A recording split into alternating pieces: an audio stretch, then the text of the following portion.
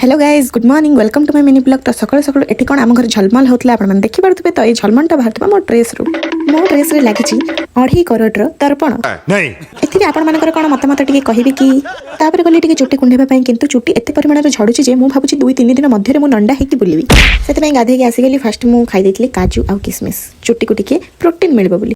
तापर लंच बनवा गली तो लंच आज हम मोनिका आलू झोल। तो मोनिका को मैंने डायरेक्ट काटी दिखती आउ मैंने पूरा मैंने टी चांची काटती किंतु मुझे चांची काटे आपण मैंने शिखु जब मोनिका काटार जानी ना गोटे मोनिका को आप धरवे आग पछ दुईटा जाक काटिकी काढ़ीदेवे तो चांचीबे चांचीबे चांचीबे एमती मोर इच्छा होता कि मत जो घृणा कर लोक मानक भी ए पकई चांची दे था पूरा कौन सांग मैंने डरी गले ना डरतुनि डरतुनि यहाँ खास कर हेटर्स मानी टे रिल्स करने कम सरला बाहरी पड़ू आ कौटी गलु केमितिका रिल्स कलु तो आपण मानकु नेक्स्ट ब्लॉग रे जणेबी। तापर गोटे मिनी क्रिएचर को देखली एटा जदि कि जानिछन्ती यार ना कोन मते कमेंट निश्चय जणेबो।